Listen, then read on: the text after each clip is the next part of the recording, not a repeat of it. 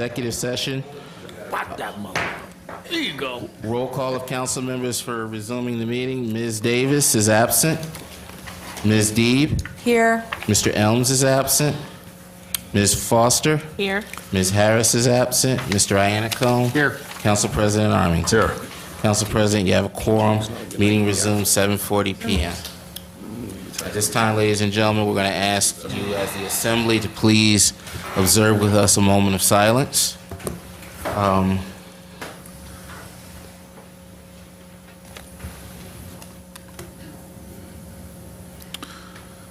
Okay, Pledge of Allegiance. Allegiance to the flag of the United States of America and to the republic for which it stands, one nation, under God, indivisible, with liberty and justice for all.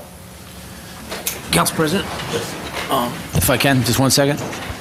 If we could just have one more moment of silence for our town clerk who lost his mom last week. If we just give him a moment of silence and keep him in our thoughts and prayers, him and his family.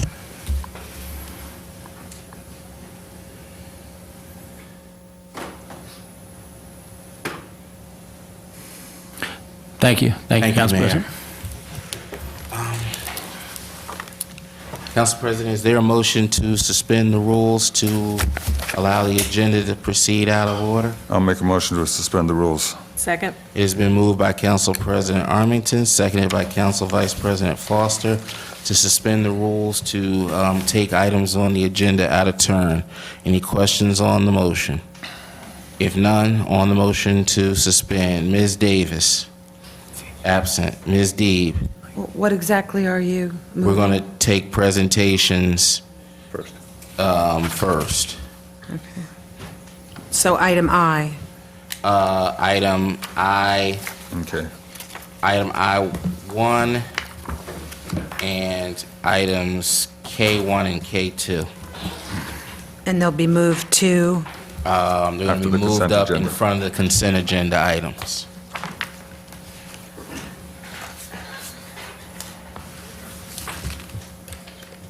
in that order. Correct.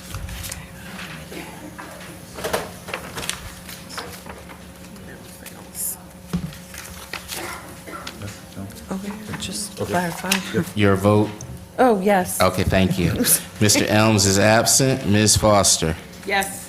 Ms. Harris is absent. Mr. Iannicone? Yes. Council President Armington? Yes.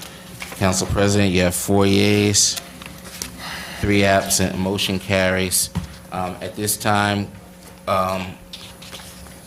is there any particular order that you want? You want to hear the skedaddle Let's hear presentation? the skedaddle commuter bus first, and then depending on where the tourism is, and we'll do either the Tourism or the Festival Bureau.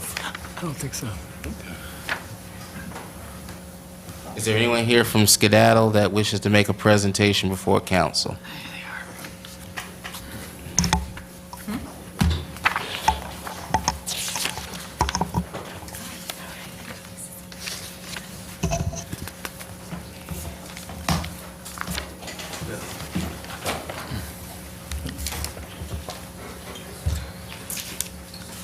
Good evening. Just give us 1 moment, please.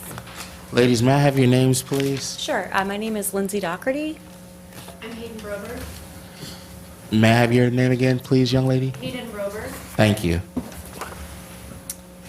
Your name and address, please, for the record? Skedaddle. Skedaddle. Our name or the company name and address? So, Company name is fine. 36 Bromfield Street, Bromfield Street, Boston, Massachusetts, 02108. Thank you, ladies. Thank you, and thank you for having us. So what we're here tonight to present is a commuter solution for the township. Town, sorry, apologies. During the sustained track repairs on the NJ Transit trains.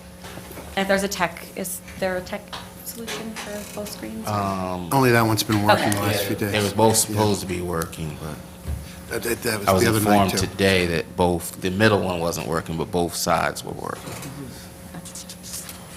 Well, Okay. Continue, sorry. Okay. So as I mentioned, we're here with Skedaddle, which is a transportation technology company, and we're here to propose a solution that would help ease some of the commuter issues during the NJ Transit track repair work that's going to be impeding the commuter traffic throughout the summer. So first, I'd like to kick off with just sharing some information with you all about Skedaddle, who we are and what we do. So Skedaddle is a technology company that provides communities with flexible, convenient transportation out of and around cities. So basically, we're a website and a mobile application that allows users to start their own van or bus rides going anywhere they want in North America. So it's great for folks who are, trying to reduce their dependence on personal vehicles, or people without personal vehicles who are trying to get around either within or outside of a city. And, just obviously a more sustainable solution as well, since it's a bus pooling technology. So basically what we do is we crowdsource demand for different bus routes that are going anywhere that our users tell us that they want them to go. And then we allocate appropriately sized vehicles based on that demand. So in terms of what it looks like and how it works, these are just some snapshots of our mobile application that sort of show you the basics of Skedaddle. So first, if you go onto our website or into our mobile app, you'll see an Explore section. And in that section, you'll see a bunch of different bus routes listed. So basically, those are the routes that have been started by our users, going to cities, events, destinations, et cetera, that they dictated that they would like to go to. From there, our users can click into any one of those events and reserve a seat, up to 4 seats per user. And if they don't see something that sort of fits their needs on one of those Explore screens, they can start their own route. So let's say you want to go into New York City at 6 a.m. on a Wednesday, and that's not on our platform. You can go ahead and create that own route. And then once you have a reservation on that route, basically all you need to do is show up to the pickup location, show your boarding pass, and ride. Skedaddle handles all the other logistics in terms of securing the vehicle, et cetera. So it's a really smooth and seamless experience for our riders. And just to give you a sense, we obviously work a lot with on the B2C side of working directly with customers and individuals to create their own Skedaddle routes, but we also work with brands and organizations very often to sort of serve that same need. So, in the example of the Women's March and the March for Science recently, we moved thousands and thousands of people to Washington, D.C., many of them from New Jersey. We also work with Blue Apron, which is one of our corporate partners on commuting and shuttling solutions. So we shuttle Blue Apron employees to and from a packaging facility on a daily basis. So those are daily commuting routes that we do already for them. We also partner with other transportation technology companies like Uber and Lyft. In the instance of Lyft, we partner with them sometimes to sort of work together to solve longer distance and then first and last mile transportation solutions. Uber, we actually partner with them to do a lot of their private sort of shuttling work for their employees as well. I've worked with several corporate partners like ASICS and HubSpot, et cetera, on doing transportation for events. So a lot of times, it's our customers coming to our site or app to start these routes, but often it's also organizations that come to us and say, hey, we need to get people from Manhattan to the Tough Mudder Race, or from the BART system in LA to the Blue Apron packaging facility. And we're able to work with those corporations and organizations as well. So in terms of Skedaddle and Morristown commuters, my parents live in Morristown and made me aware of the situation with NJ Transit. And it actually came from a very personal story, my mother trying to get into the city already and having a lot of difficulties doing so, and saying, there's got to be a better way, and a sort of a light bulb moment that Skedaddle could definitely step in here as a solution for commuters looking to get in and out of the city in an easier way this summer. So obviously, I think there's already some delays that are happening, but July 10th is sort of the date when, a lot of this is going to come to fruition with the NJ Transit trains diverting to Hoboken and then having commuters have to switch at Hoboken to take the PATH train. There's not going to be a direct way for commuters to get into New York City during peak rush hour times. So it seemed like a good opportunity for us to work together on a solution that would allow commuters to still get into New York City directly, efficiently, and affordably. So in terms of the rider experience for Morristown, we've been working with Jillian to create a set schedule of daily Skedaddle routes from Morristown to Midtown Manhattan. So that way commuters during this time can still have a direct way to get in and out of Manhattan without having to, of course, take the train to Hoboken and then switch to the PATH, which is likely to be a very cumbersome experience. So I'll pass it over to Hayden to talk a little bit more about how it works. Yeah, so as Lindsay, As Lindsay had mentioned, we've worked with Jillian to, get a better sense of what the demand here is and what the needs are and where we can help out with pain points. So we've sort of decided that we're going to offer a service at 7 a.m., 7:30, 8 a.m., leaving from the train station here in Morristown, and it's going to go to Midtown and Manhattan. Right now, we are foreseeing having it at 31st and 7th Street as both the drop-off and evening pickup location. That will be in the evening at 5:30, 6 p.m., and 7 p.m. However, that being said, we are prepared to offer shuttles at that time, but as our product and platform allow, we are dynamic. So I work on the operations team, and we've developed an algorithm to determine the velocity of signups or allow the velocity of signups to determine the demand. So if we decide that you guys are actually indicating that there's tons of demand at 7:30 and some people might want a 7:45 a.m., we will go ahead and our system, our AI, will determine that route and put it on our site. Or the users can do that. And these times, just to chime in, were determined by a survey that was fielded of residents. Yeah, the town posted a community survey last week through social media, all of our email platforms, as well as through traditional media and through Morristown Green to solicit feedback about the viability of the service as well as the interest and participation level. We got over 200 responses. Over 95% were in favor, and over 75% were willing to pay a small premium to allow for the convenience of the commuter bus service. 200 responses out of how many were sent? It was online. It was an online survey, so you would have to initiate completion of the survey. So we had 200, I believe it's 227 participants as So it of this wasn't like an morning. email list? We did send it to our entire email list. Okay. And how many? We also posted it on Facebook, and we posted it through the internet. And how big is the email list? I don't have that information offhand. I'd just like but I to can know what the provide that to you. response rate was. Sure, I can get that too. And what were the times again for the pickup? They're up there as well, but the pickup would be 7 a.m., 7:30, 8 a.m. Again, that it can be dynamic. So if we find out that people are requesting either through our customer support line or if we noticed it through our algorithm, we'll change the times. And where is the pickup? The pickup in Morristown will be at the Morristown train station, and then the drop-off location will be at 31st and 7th. Now, as we continue on with this, we're going to seek opportunities for a private drop-off location. Our team has identified that would be the best customer experience to have a solid pickup location where the vehicles can stage as long as they need to in the city of New York. But for right now, our operators have told us that 31st and 7th is the best location. So, And when is this going to be run from when to when? July 10th through September 1st. That being said, if it needs to be prolonged, it can be. But you can make this permanent, We correct? sure can. quickly, if I can, Council President, let me give you the public, for the sake of maybe those who don't know what's going on. We've attended, at least I've attended, several meetings with transit over the repairs that Amtrak's going to be doing in New York, which is going to severely affect the commute in the direct lines into Manhattan. Myself, mayors from Essex County, mayors from Madison, Chatham, we've attended several meetings, and we have come to believe that, as Assemblyman McKeon said, this is going to be the summer of hell for those who have to commute into the city. The transit is offering reduced rates. They are offering some incentives for the inconvenience, but if those who travel on train now know that it's tight now. So can you imagine what it's going to be like starting July 10th?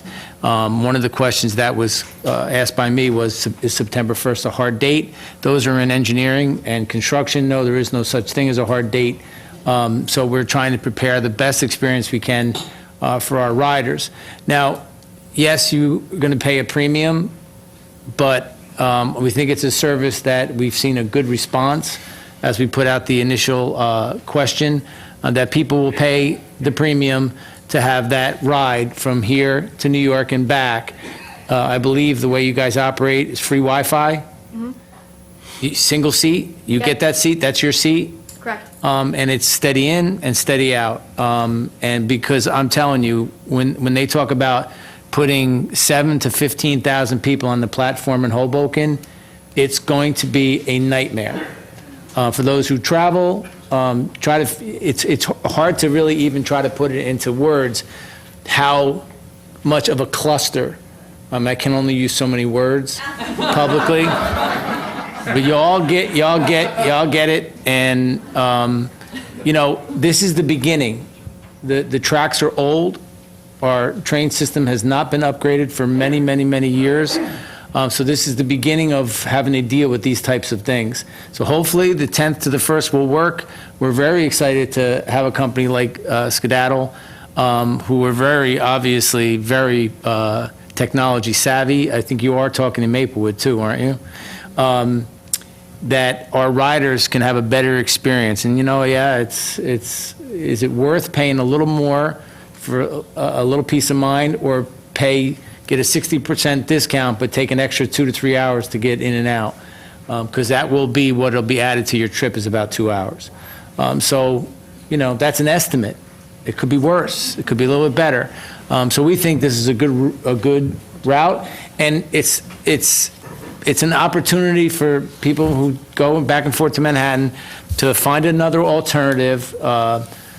And we think it's at least worth putting it out there to the public, because transit still will run, but it's going to be, like I said, a cluster, and then I can only say that. That's all I can say. So we thank you guys for coming and making a presentation. If there's any questions from the council. Any questions?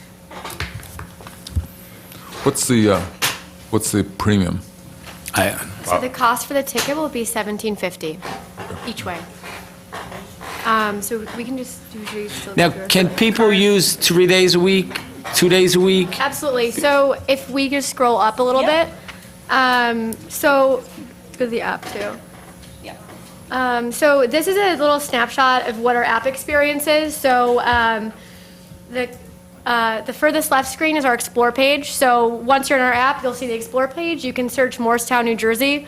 From there, you'll see all of the trips by one way. So it'll be sorted by date, closest to the date that you're searching. Like I said, there are 3 set up right now. So the 7 a.m., 7:30, 8 a.m., and in the afternoon, 5:30, 6, and 7. This can all be done through the app. So what's unique to Skedaddle, which is somewhat similar, I guess, to the experience you guys have for the New Jersey Transit app, your payment is stored in there. So you won't have to deal with any cash. You won't have to have a reloadable card. It's just, we already know your information. You can go ahead and reserve your seat or a seat for your buddy.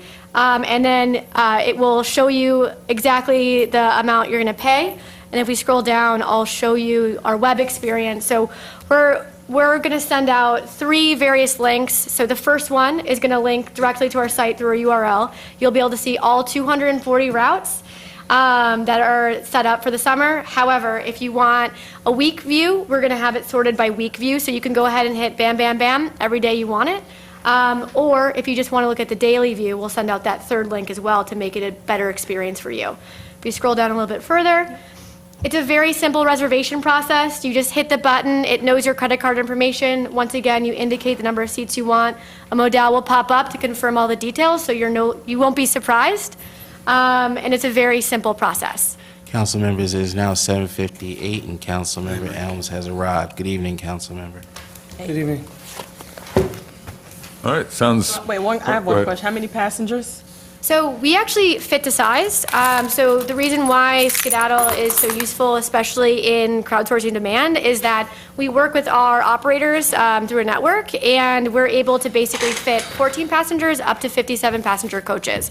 So right now for this, we are anticipating 57 passenger coaches. So if we fast forward into the other slides of those vehicles, those have premium seats, Wi-Fi on board, restroom on board.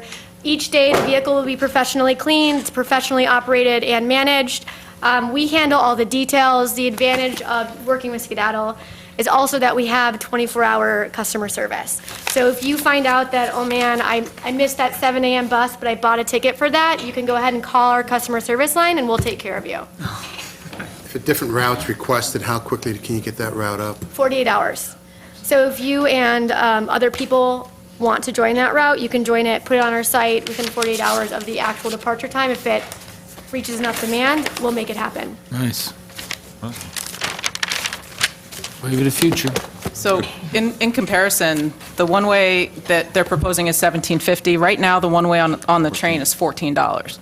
So it's a small premium above what the current New Jersey Transit train ride requires. And quite frankly, I think that this is sort of premium amenities to make up for the small increase. Great. Absolutely. And like we said before, it's a guaranteed seat. So we never overbook. Our system won't allow it. Oh, you're not like the airlines? No. We won't take you off the bus. But yeah, so we won't overbook, so you don't have to jostle your neighbors to get onto the vehicle. We'll all know in advance who's riding. So will this be on our website? We will have all of this information on our website first thing in the morning. We'll also be sending it out through all of our various communication channels, including Facebook. And Skedaddle, of course, will have it on their application and on their website directly. So those who are familiar with the site or want to go through the site directly, they certainly can do that. I think the routes are already set up, correct? Yeah, if you go to letskedaddle.com/Morristown, you'll see all the routes that are already set up on our site. Can you say that again?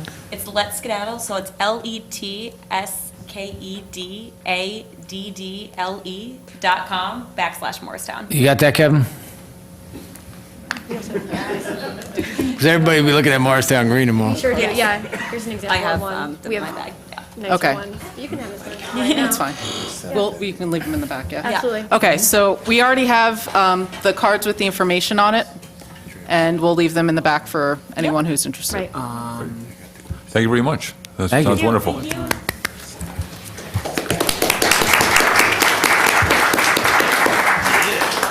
Okay. I'll be coming back from LBI You guys ready? that day. But I can Ready? give you these. Yeah.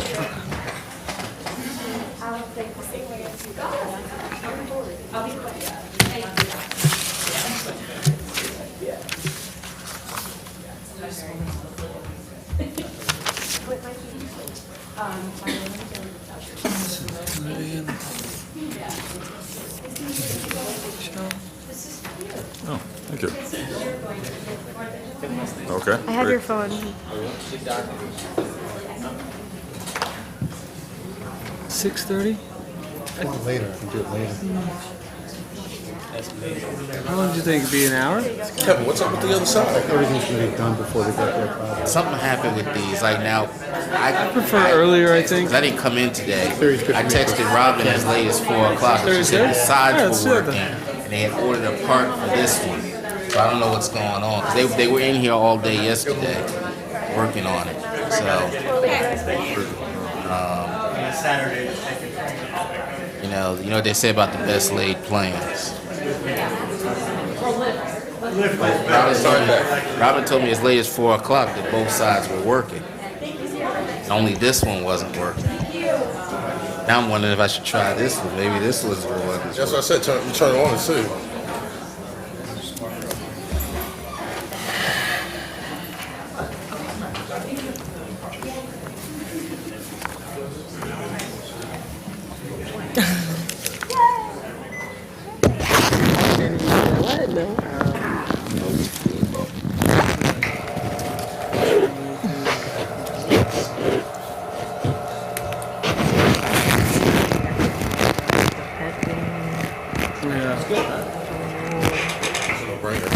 I'll make the paper. It's great. See if you turn it on and off on the other one, Kev. Oh, wow. Oh, nice.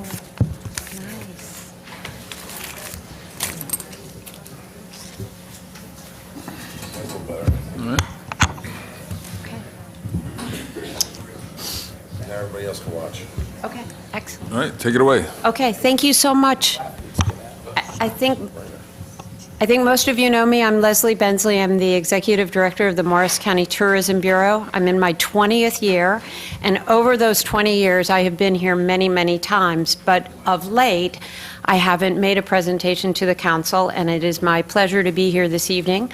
As you can see from the date, I was here on May the 30th, and we had a few little technical issues, and I want to thank Jillian so much for facilitating it this evening. I'm excited to be here this evening because, as you know, we're a destination marketing organization, and we've just rebranded ourselves, and you'll see the new branding, which is Discover Morris County, established 1739.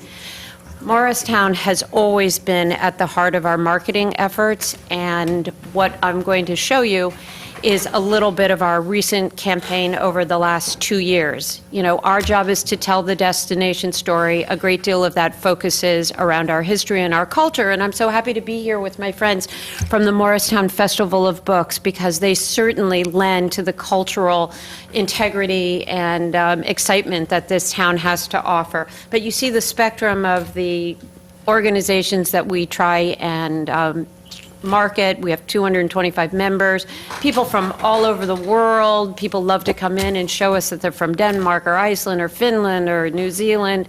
It's really quite extraordinary.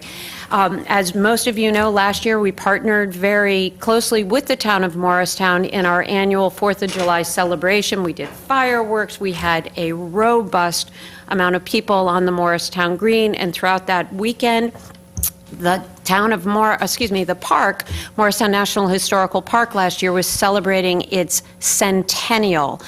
We're pleased to announce that after last year's marketing efforts, the park saw a 15% increase in visitation to the first National Historical Park in the United States. Part of that is because of the marketing that we did. Also last year, we celebrated that the Green was celebrating its bicentennial, so it really was a wonderful way to celebrate two landmark sites and organizations in our town. This is part of our marketing. The National Park said, find your park. We added in Morristown. We were all over the place, hundreds and hundreds of thousands of dollars of marketing, including in USA Today. These are some of the banner ads that we did, and everything drove people to Morris Tourism looking for Morristown and the first National Historical Park. I talked about our Rev Times. Let's hope we have good weather on Tuesday. It's a little bit more low-key, but it was a charming event where people can experience the reading of the Declaration of Independence by these wonderful reenactors. This is just some of our partners. And then when we moved on to the bicentennial of the Green, we had reenactors, George Washington, Alexander Hamilton, and the Marquis de Lafayette on the Green. It was a wonderful way to celebrate the heart and soul of our town. So we started thinking about Alexander Hamilton and his role. Sorry, this was the USA Today where we had a full-page ad. I don't think I am letting a cat out of the bag when I say that Alexander Hamilton and his role in American history has ever been more heightened because of the Broadway show.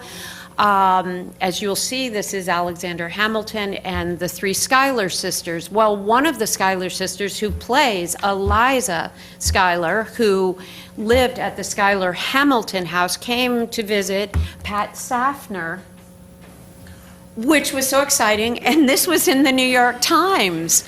And so we thought about it, and we came up with some clever marketing, and we thought, this romance, it was a match made in Morristown. And so we turned that into Christmas ornaments with Betsy and Alexander Hamilton. We did 200 of them last year. They can easily be recreated, and they all sold out. So riding on this bandwagon of interest in Alexander Hamilton, being that we're a small not-for-profit, and we thank you for the $5,000 that you give to us each and every year, but we're in the most expensive marketing corridor in the Northeast, we've got to take advantage of when opportunities fall into our lap, and certainly the Broadway show did. So we took this idea of a match made in Morristown, and our current campaign is Elizabeth Schuyler, Alexander Hamilton, a match made in Morristown, discover revolutionary and historic Morristown. And what is really sort of high-tech about this is that we're doing a push campaign, so that you'll see down in the bottom of your ad there, which is also the first page, front inside cover of Skyland magazine, where we've got this advertising out throughout the New York metro area. What you would do is you'd go to your phone and you text the word match, and that generates an email to our office, and we're sending out hundreds and hundreds of visitor guides because we're seeing the conversion of our advertising, then creating the demand. So this is a second ad, which is Alexander Hamilton saying, "Those who stand for nothing fall for anything. Take a stand, fall for Morristown." It's a series of 2 ad campaigns, as I said, that are running throughout the New York metro area. These are some of the banner ads with our new branding, just to show you. And if this works, I will be really, really surprised. But we're doing marketing on WNYC for the whole of May, June, and July. And let me see if it'll work. I don't know if you can hear it. Yeah.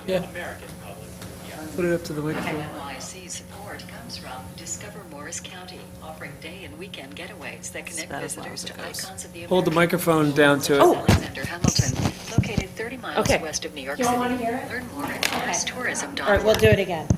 Coming up next, it's the BBC NewsHour. WNYC, it has a market of 20 million listeners. Okay. I don't know how to replay it, so. Okay, I think I can do that. From APM, American Public Media. WNYC support comes from Discover Morris County. They don't really echo. Getaways that connect visitors to icons of the American Revolution, such as Alexander Hamilton, located 30 miles west of New York City. Learn more at morristourism.org.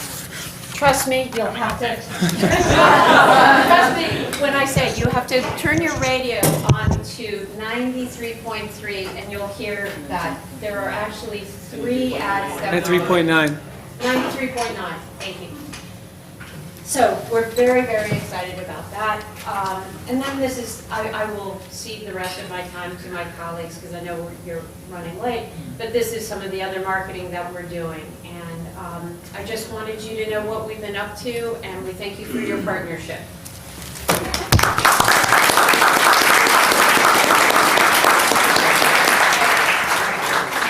This is for you. Oh, thank you. Something for your office. And then this one is for you, Council President. Oh, wow, thank you. And then, of course, Bees, nothing for you.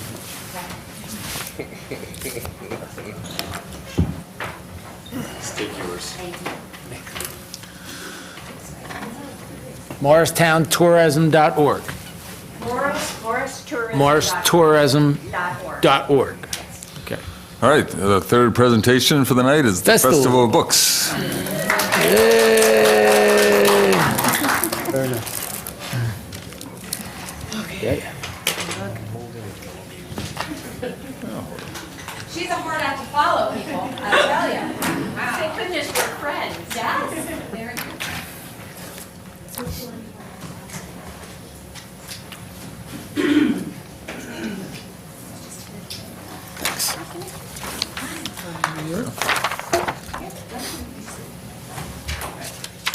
But if you leave them there, and there's some for men and some for women, we're not going to know which ones. Right?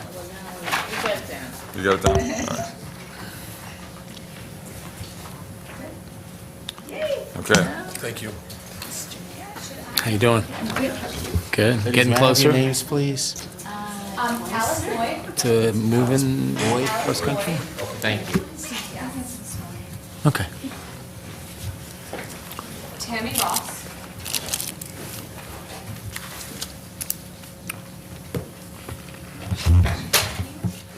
Either one. Either one. Where you feel comfortable. Come over here. Right there. Hello. This is so good. Ready to go? Thank you, Town Council, Mayor Tim Doherty, for allowing us to share with you tonight a snapshot of Morristown Festival of Books. My name is Alice Lloyd, and I'm a Morristown resident for over 20 years, and I'm on the board of directors for Morristown Festival of Books. In the audience tonight supporting us are many board members and volunteers. We hope you can go away tonight with a better understanding of the positive impacts we've already made in our community, and we look forward to growing with Morristown for many years to come. The Morristown Festival of Books is celebrating its 4th year as New Jersey's premier book festival. Our goal is to bring together people in conversation as a community to celebrate the power of the written word. The idea of the festival started from other communities like Savannah, Tucson, and Nantucket, where Festival of Books has become synonymous with the name of the town. The overriding philosophy was to keep the Saturday series of events free. By showcasing our 5 historical Morristown venues, the festival had solid credentials from the beginning, and we continue to showcase Morristown's thriving business district and commitment to the arts. As the saying goes, it takes a village, and that couldn't be truer in this case. We have a dedicated 12-member year-round board and numerous volunteer member committees. Our events volunteer group has grown from its first year of 60 red-shirted volunteers to over 300 volunteers throughout the year last year. We've continued to secure the necessary funding from individuals, foundations, corporations, private schools, and small businesses. And we have a strong presence on social media with over 10,000 followers, including Facebook, Twitter, Instagram, and our own MFOB website. New Jersey Media Group supports us through all their print and social media outlets, and we're highlighted, thankfully, on Morristown Tourism website and included with the marketing materials they distribute. Here on the slide, you can see our growth over the last 4 years. So the first year, we had our festival weekend. We had our keynote speaker on Friday night and our festival on all-day Saturday. The keynote event garnered 600 attendees that first year at Mayo, and our Saturday all-day festival, we had over 2,000 session attendees, and we thought that was pretty amazing for Morristown, right? Wow. So the second year, we almost doubled in size, and last year, we are so proud to say that our keynote event featuring Sebastian Younger practically sold out the Mayo with over 1,200 session attendees, and we had over 6,000 session attendees on our Saturday all-day event. Last year, we also added 2 additional venues where we did a summer spotlight event in June, and our main festival weekend, we added Kids Fest, which was incredibly well received. Plans for the future include adding programming with additional events during the year. Throughout the year, we also support other cultural events in Morristown. The Giralda Music and Arts Festival, which happened this past Sunday, which was a wonderful day, and we had a great presence there with lots and lots of interest. The Morristown Jazz and Blues Festival, that is close to Tim's heart. We have a great presence there, and we really are part of the fabric of that festival. And of course, the Fall Festival on the Green, where we really showcase our love of Morristown and our commitment to the arts. The historic Morristown venues are our partners in bringing this to life. The Mayo Performing Arts Center hosts our keynote and our volunteer breaks on main day. Jockey Hollow Bar and Kitchen at the Vail Mansion and 70th Street Gallery host author lunch and a VIP lounge. Our main day sessions are held at St. Peter's and Church and Parish Hall, the Morristown and Township Library, and the Church of the Redeemer. Our Kid Fest is held completely at Morristown Presbyterian Church. This year, Kid Fest overall sponsor is the Goreb Children's Hospital. This festival is so meaningful to people that last year we had heard through our media from a young reader who couldn't attend the festival, and we actually had an author, his favorite author, make a private session to go visit with that young reader. It's really been impactful.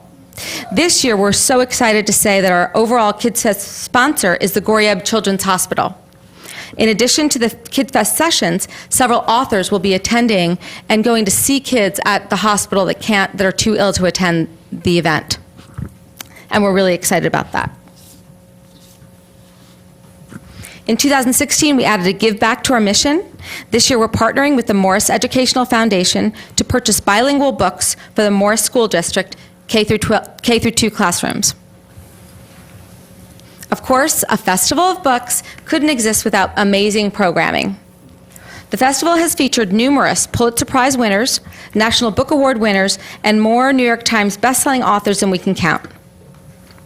Our over 40 fiction and nonfiction authors and publicists are treated as guests, personally hosted by area citizens, and honored at a lunch provided by Chris Cannon at the Jockey Hollow Bar and Kitchen, and welcomed into the VIP lounge at 70th Street Gallery.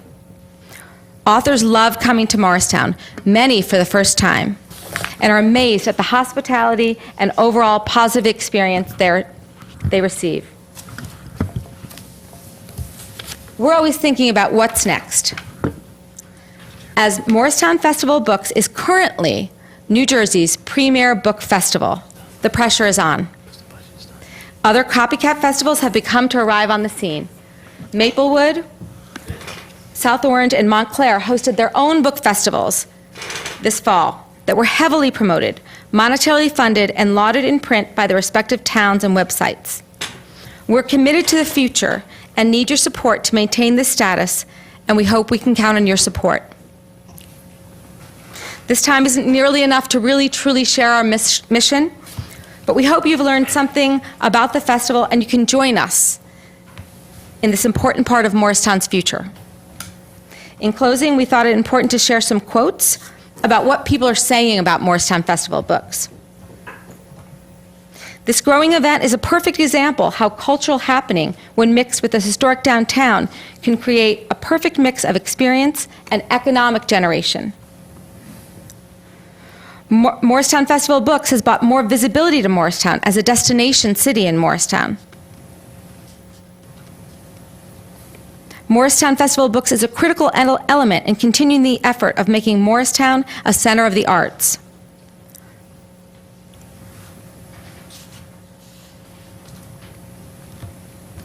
We met up in beautiful Morristown, New Jersey for what has become one of our most highly anticipated events of the season. Anyone who loves to read should mark their calendars for next year's festival. And many, many more. Thanks so much, Town Council and residents. We're always looking for volunteers. We certainly are looking for Morristown to join us as a partner. We have so much that we're offering to the town, and we really, truly appreciate your support so far, and we're really looking forward to taking this to the next level with you as key partners as we really continue to put Morristown on the map to make Morristown Festival of Books synonymous with Morristown's commitment to the arts and culture and the future of our beautiful historic town. Thank you so much for your time.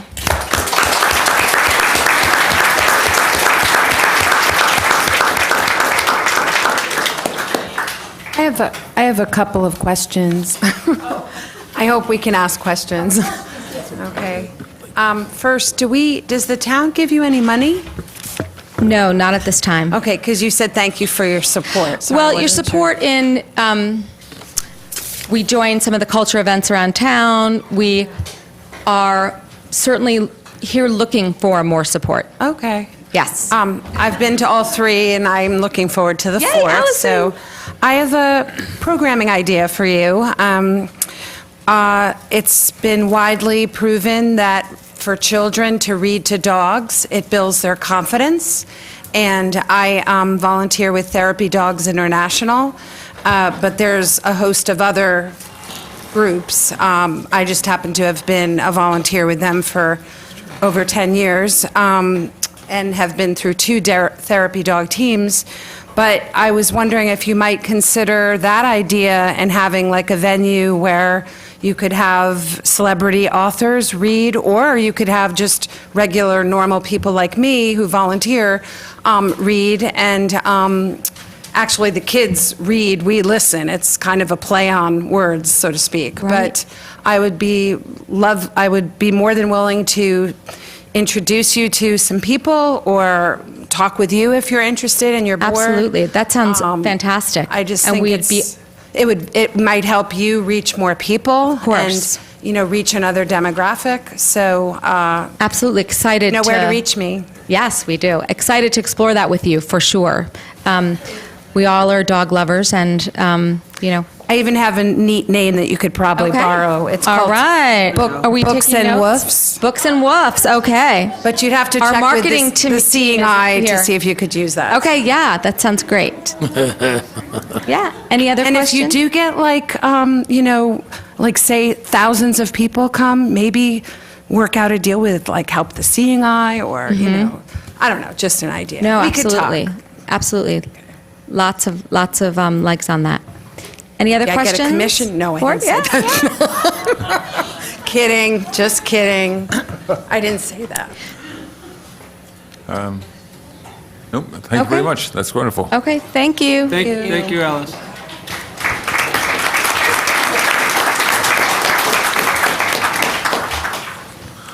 Moving on, council members, to the next item on the agenda, the consent agenda. Council members, you have one item on the agenda for consideration this evening. What is your pleasure? I'll move it. Second. It has been moved by Council President Armington, seconded by Council Vice President Foster, that the one item on the consent agenda be approved this evening. Are there any questions on the motion? Seeing none, on the motion to adopt. Ms. Davis is absent. Ms. Deeb? Yes. Mr. Elms? Yes. Ms. Foster? Yes. Ms. Harris is absent. Mr. Iannicone? Yes. Council President Armington? Yes. Council President, you have 5 yeas. All right. 2 absent. Motion carries. Moving on, at this time, public hearing of citizens. Any member of the public wishing, the first public hearing we're going to have is regarding the 2017 annual budget of the Morristown Partnership Special Improvement District. Is there any member of the public wishing to address that item? It has to be, that's the public hearing on the 2017 annual budget for the Morristown Partnership. Is there any member of the public wishing to be heard concerning that item? None. Seeing none, declare the public hearing of citizens on the 2017 Morristown Partnership budget closed. At this time, we're going to open public hearing to any member of the public wishing to address council. Please limit your comments to 5 minutes or less. Any comments deemed offensive or derogatory shall be ruled out of order. And at this time, ordinance 014, 2017 is on for consideration this evening, and there shall be a public hearing during that portion of the meeting when that ordinance comes up for consideration. So if you're here to speak on that, we would ask that you withhold your comments until that portion of the meeting. At this time, is there any member of the public wishing to address council on any other issue? I see Ms. Carrington with her hand up. Tina. Lights, action. Good evening. My name is Linda Carrington. Just give us a moment, Linda, so the clerk can... Right. Thank you.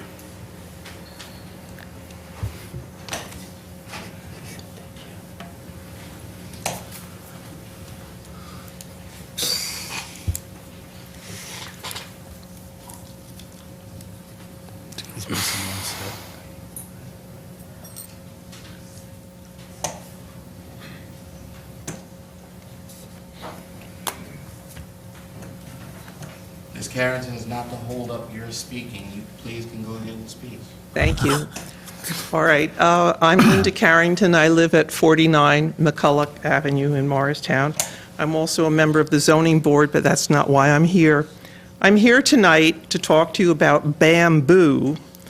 And it came to my attention that TNEC has adopted limits on planting bamboo and how it can be planted in the township. Now, 12 other towns have adopted ordinances, maybe 18 have considered adopting ordinances to limit bamboo. I'll get it. That's my next speech after this one. Oh, no. Yeah, Bamboo, which is technically a giant grass, is one of the world's most invasive plants. Once established, it is literally next to impossible to control. Now, You can see bamboo in various places around town. As an example, next door at the former Callaloo Cafe, there is a line of bamboo on the driveway. There's a brand-new planting of bamboo at 173 Washington Street, which runs along the border of the property. It's a business location. On Ogden Place, in the mayor's neighborhood, there are 2 plantings of bamboo, and one of them is interesting because although you can regulate what happens in your street, can you regulate what happens on private property? Well, I'll get to that in a minute. This particular planting has escaped from 102 Ogden and invaded 196 Ogden. And the reason I bring that up is because in 2014, your State of New Jersey Assembly considered legislation regulating the planting and sale of running bamboo, establishes disclosures requirements for real estate licensees, et cetera. It goes on and on. Now, there is a business in Morristown called Bamboo Bob, and he is your neighbor. And we don't want to limit their business, but it is important that legislation be enacted to control, or ordinances be enacted to control the planting of bamboo on public property and, if possible, on private property. So I'm going to leave these with you. And where's my little, where's the drum? This is a companion, just in topic. The State of New Jersey bill requires the use of native plants for roadside planting. So I'm going to give that to you as well, and I hope that you will consider limiting the planting of bamboo. Thank you. Thank you, Ms. Carrington. Different types of bamboo. Linda hates it. Is there any other member of the public wishing to address council? Please come forward. Good evening. May I have your name, please? My name is Elva Lima. I live at 28 King Street in Morristown. I own the property and have been living there for 7 years. I am here today to address a concern that I have in living on King Street, and that is the traffic and the safety of the speeding vehicles going down King Street, especially during school hours. I've seen more of that. And also the intersection between King Place and King Street. If you have been by there, you know that on King's Place there is a stop sign, but people coming down King Street do not have to stop to turn to make a right. We also have the Vail Mansion that has the parking structure there, so we really have 3 intersections going on. I was recently in an accident on that intersection there, making a left onto King Street to go home, and there was vehicles parked all the time. I'm constantly calling the police department to help out with this, but they park because we're so limited with parking and people parking there to go on South Street to the restaurants and theater. They'll park beyond where they're not allowed, so creating a blind spot for the person who's at the stop sign and those coming down King Street. I asked the council members to consider, there's, in my opinion, 3 options that we have. We can have a new stop sign put on King Street requiring both people coming down King Street to stop and also look at the vehicles that are on King's Place. The other option is to make King Street a one-way street, leaving the parking on both sides. As you know, it's very limited. You basically have to move in to be able to let cars go by. Or putting speed bumps on that street to get people to slow down. But it is really becoming more and more of a problem. We have less and less patrol of that street. Before, we used to have constant patrol, so there would be sighting of those vehicles all the time. And from what I understand, we have limited budget, so we have cut back on that. I thank you for your time. Thank you, Ms. Lee. What did we cut back on? Pardon me? What did we cut back on? I was informed we've cut back on the patrolling of the street. Today, I believe, thanks to the council members in the past, they now have permit parking. Yeah. And we used to have people walking down that street, citing people that are violating the parking, and they would always catch the ones that are beyond that, sign that says don't park beyond this spot. I'd be curious to, if you would send me an email or call my office to find out where you heard that from, because we've added 14 cops in the last 6 years. So I don't think we've cut back, we've actually increased a lot. I have my notes on that. I'd be happy to send those I to would you. appreciate it. We have our police captain here, and our engineer, so we need to look at sightline, and then do a survey of that street, and then come back with a report on the fix for the problems that she's talking about. Thank you, council members. Can you say your name and address again for the record? Elva, it's spelled E-L-V like in Victor A. Last name is Lima, L-I-M-A. I'm at 28 King Street. King Street, okay. Thank you. Thank you, Ms. Lehman. Is there any other member of the public wishing to address council? Mr. Byrne, you shall be after this gentleman here. It's okay. My name is Rob Weideman. I live on 16 Lake Road. I've been there for 23 years. Good evening. This is my third time coming before you. The last time was at the end of April. At that time, it was mentioned that there would be a survey and a neighborhood meeting to evaluate the feelings and concerns regarding the speed hump between 14 and 16 Lake Road, and none of which has transpired. I did receive your email. Okay.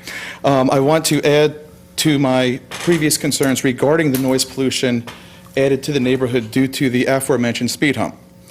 I, again, am pushing for its removal. In April, I mentioned that we didn't have central air, nor do we want it, and how we enjoy the fresh air and having our windows open. At that time, we had not had nice enough weather to actually enjoy the fresh air.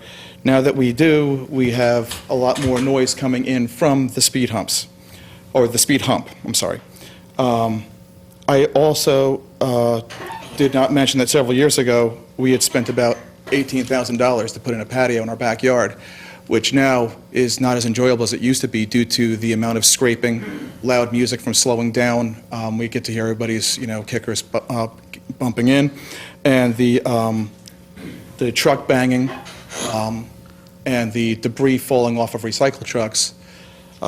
Unfortunately, I forgot to bring the last time and this time the piece of the car that I recovered from the road that was in the middle of the road. I'd be more than happy to give it to any one of you. It's in my garage still. I have also had to go out and pick up pieces of cans, bottles that other vehicles travel over, and increases the noise. I was going to alter my hill in the backyard and add an additional patio, but my wife shot down that idea because she doesn't want to put more money into the house that she is now considering selling due to the amount of noise from the speed hump. Our town engineer has been kind enough to give me information back and forth through email regarding developments of the speed hump. He mentioned that we are due to have it reprofiled, I believe it was July 6th. He also mentioned in the email that the survey would follow. To my knowledge, I thought the survey would be done beforehand to consider whether we're actually going to remove it, and it seems foolish to put money into reprofiling that, and if it continues, to actually remove it. I appreciate the contact from Anthony and the efforts he has shown with regards to this matter.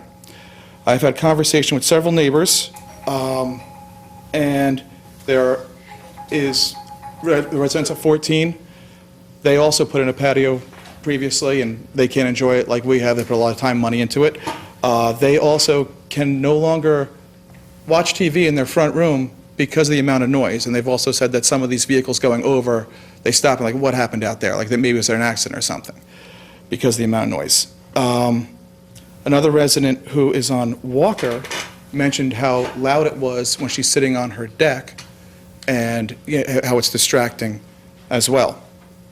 Another member, a resident 20 Lake, said he didn't hear it inside his house, but when he went outside, he could hear very loud, because he has a nice backyard patio area and likes to have the cookouts there too.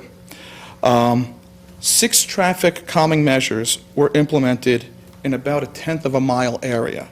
3 speed humps, a sentry, and 2 curb adjustments. And then if you want to count the 7th, Anthony was good enough to request 5-mile-an-hour speed limit signs for them. Those are being disregarded because too many people are actually driving like this and not paying attention to it and still hitting it at that rate of, a regular rate of speed, causing the noise. But I do appreciate the effort for that.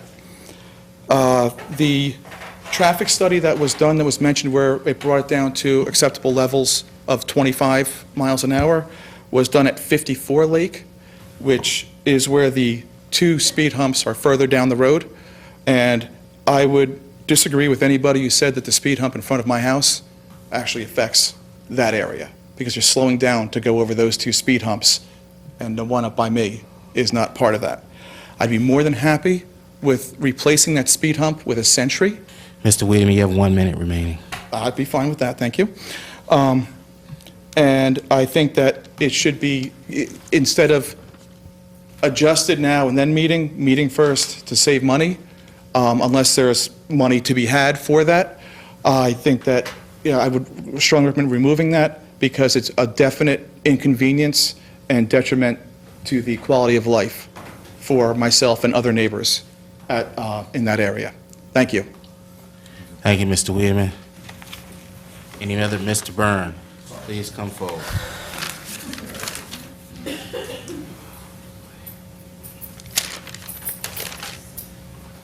Good evening. My name is Bill Byrne, and I'd like to talk about how I do a lot of walking in town.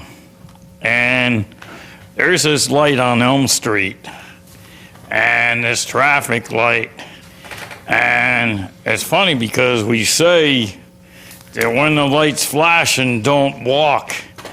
Well, unfortunately, okay, when the light says walk, and you walk, then you're like halfway in the middle of the crosswalk, and the light's flashing. So it's like when you're in the middle of the crosswalk, you don't have a choice. You gotta walk. So I think if we're gonna fix that problem, we gotta check that light, because it doesn't give you enough time to cross. And we gotta check a lot of the lights. Thank you. Thanks, Billy. Thank you, Mr. Byrne. Is that Elm and South Street? Mr. Byrne, is that? It's Elmer and Franklin. Elm, Franklin, okay. Thank you, Mr. Byrne. Any other member of the public wishing to address council?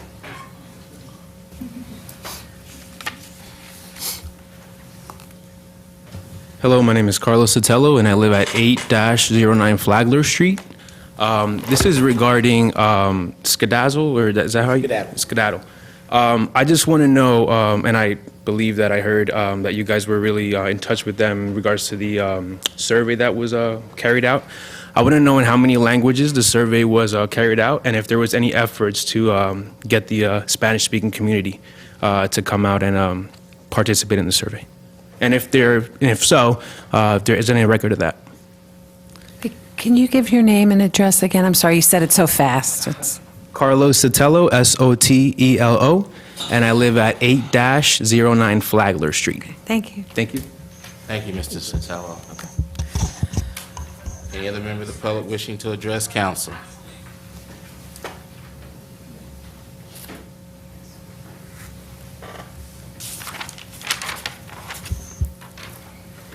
Good evening, Council. My name is Brian Lozano, and I live in Dover, 27 Guy Street.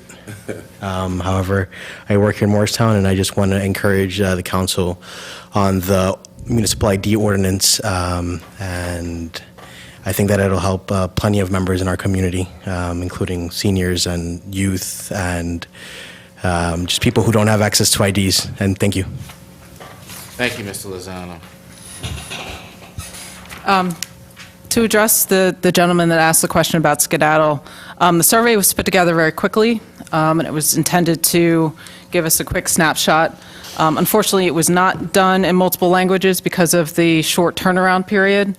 However, we will ensure that the information is disseminated in multiple languages going forward.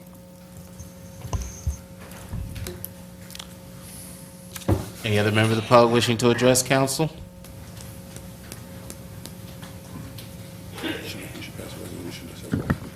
Hi, I'm the Reverend Sarah Green. I am currently a resident of South Orange, but I am one of the pastors at the Presbyterian Church here in Morristown.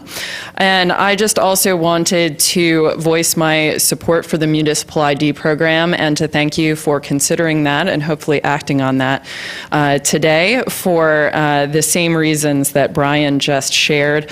And I would also urge you moving forward to continue to take steps to advance further protections for Morristown residents, especially our immigrant neighbors, including taking action on fair and welcoming policies for the town, which I know have been under consideration for about 4 months now. And I think we cannot indefinitely leave our neighbors living in the deep fear that they're experiencing for their own well-being and the well-being of their families any longer than absolutely necessary. So I just look forward to seeing your actions as we move forward with the process. Thank you. Thank you, Reverend Green.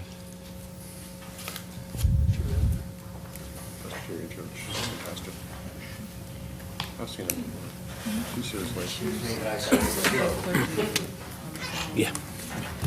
I am Donald Kissel. I live at 91 Chestnut Street.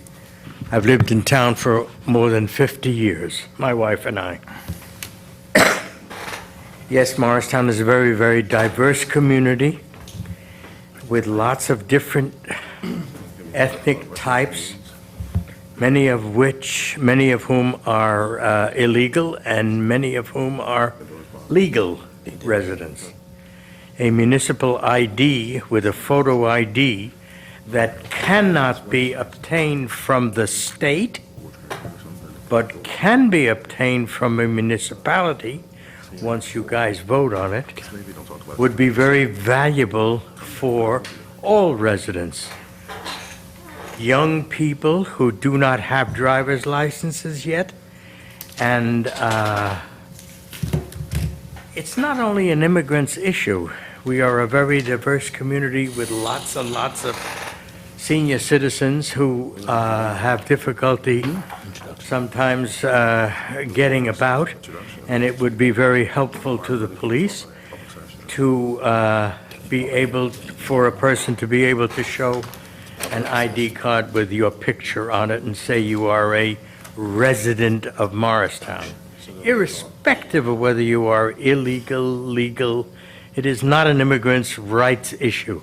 It's a human rights issue. Thank you. Thank you, Mr. Kissel. Any other member of the public wishing to address council? Seeing none, declare the public hearing of citizens closed.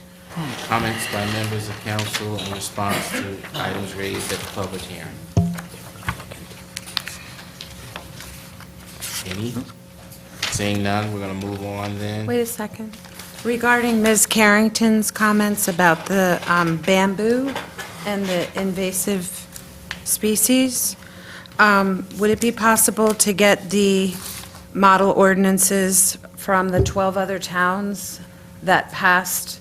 Or you don't have to get all 12 if they're the same, but could we get that for the next meeting and add that to new business to look into it and consider it? Council President, I shall get those ordinances. We don't have to get, just, if they're the same, just get one. Thank you. Thank you, council member. Any other comments from members of council?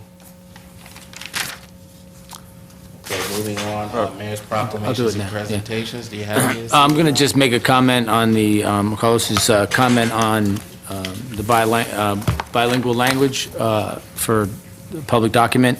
So I think moving forward, all public government documents should be bilingual. And then let's take a look at research into maybe Google Translator on our website, only because I know several Russian seniors that live in Ann Street, so it's not just geared towards a Spanish or English version.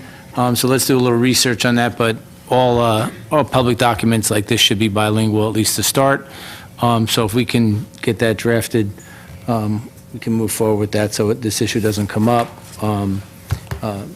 The business administrator had to move on this very quickly to get an idea of if there was enough interest in providing this type of service for our commuters into New York City, and she acted quickly, and she got the numbers that she needed. So we can start there, but my counselor, Mr. Webster, said there's might be a program out there that would be beneficial to our website for translation. So let's look into that. Other than that, I have a few items. For those who attended, there was a rabies clinic at Town Hall on the 17th. I want to thank Ellen for her putting her program together for Relay for Life, raising funds for cancer. Also, the LGBTQ community held This Is Our Story at the Church of the Redeemer. My wife and I stopped by for that event. It was well attended, and I think it was their second annual. Tuesday, June 20th, there was a ribbon cutting for Berkshire Hathaway, new location at 264 South Street. There's a ribbon cutting for 36th Street Capitol at 15 Maple, which I attended. Very well attended. I think they moved from Summit to Morristown. They took the old Hampshire building that was on the corner of DeHart and Maple. Wasn't vacant very long. So we're happy to have them in town. The Morristown High School graduation was also Thursday the 22nd. So it was good to see that and be there.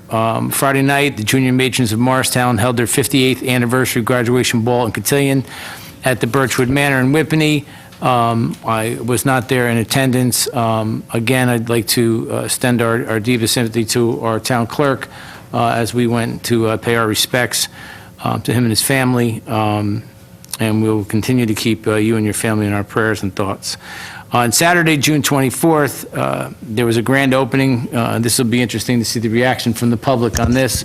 There was a grand opening cutting for Atlantic Stewardship Bank at 43 Park Place. Now, it's been a long time since anyone's mentioned the bank opening, but this is a very different type of bank, and if you have a chance, go in there and check it out. It's a totally innovative, a totally new way of banking. It's no longer people behind a counter.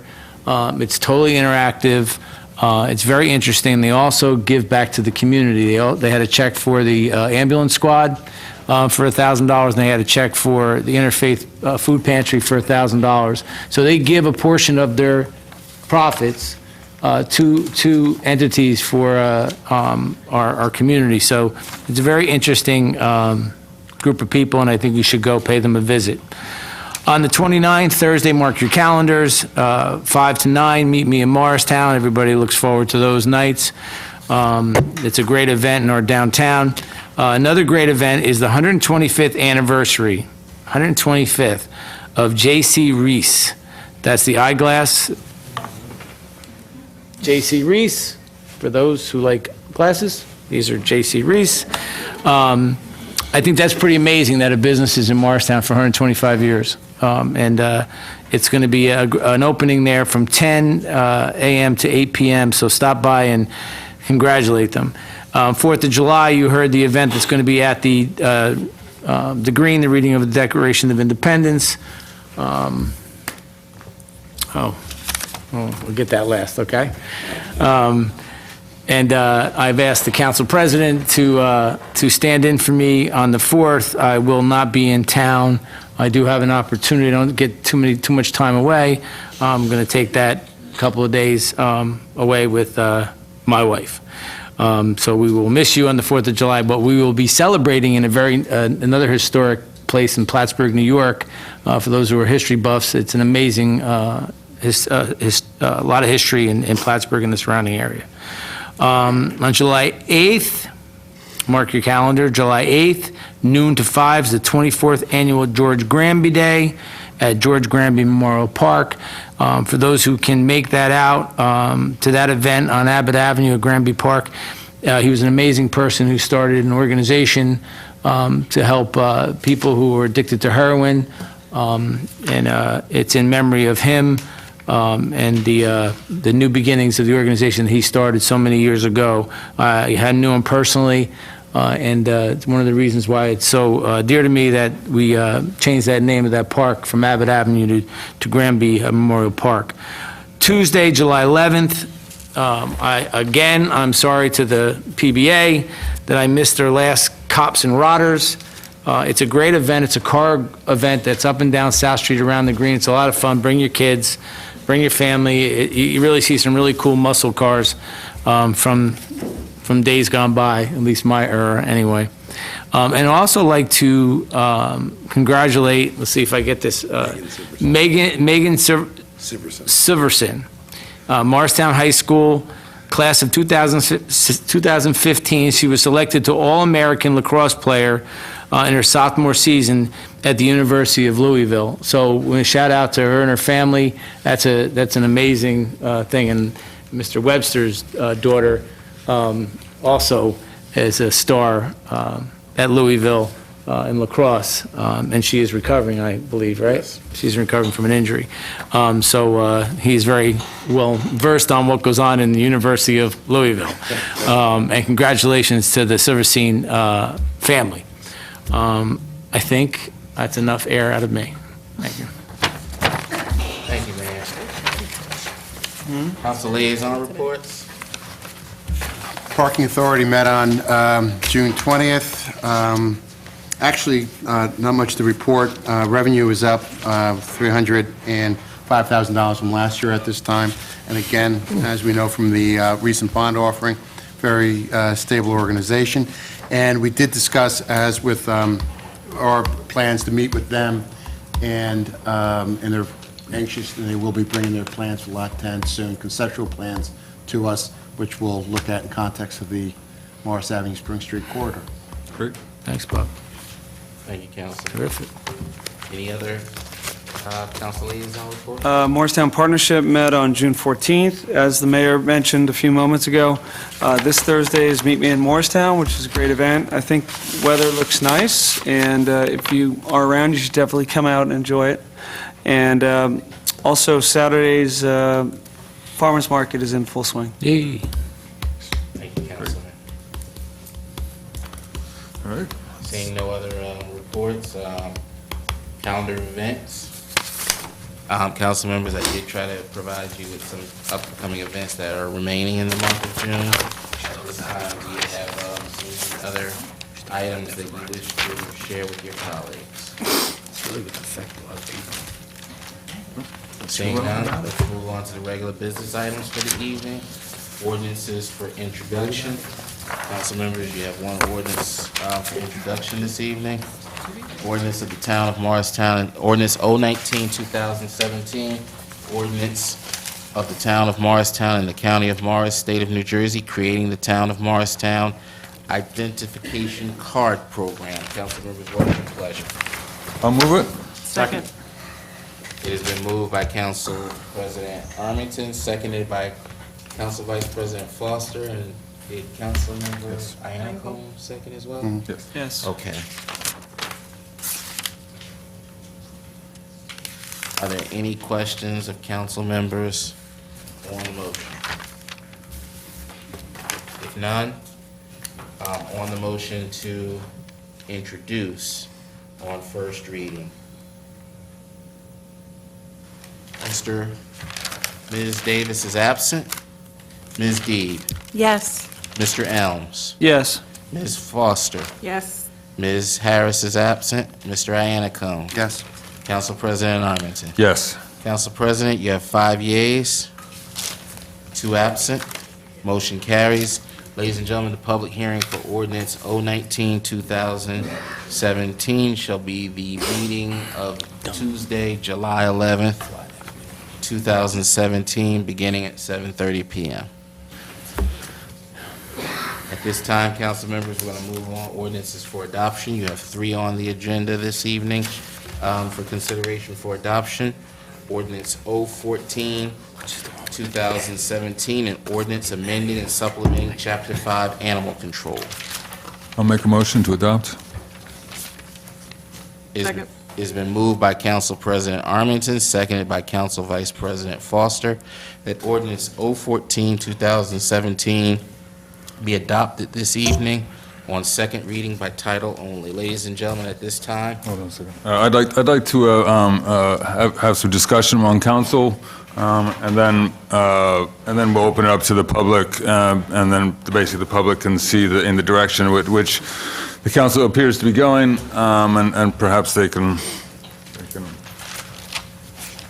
then share their comments. So, Discussion of members of council concerning this ordinance. I'll go first. So I've done a lot of research on this and spoken to a lot of people and received a whole lot of information from the public and seems like in favor of and opposed to this ordinance. I think what it comes down to me is well, we don't have a pet store in Morristown that sells cats and dogs, so it wouldn't affect it one way or the other. From my discussions and research, the vast majority of pet stores in New Jersey do have some level of animal welfare violations to some extent or another, and I'm aware of the difficulties that some municipalities have had and significant costs to them to try to mitigate the problems that they've gone through. So the question that I have and I pose to the council is, do we need a pet store in Morristown that sells cats and dogs to make us, whole? And is the risk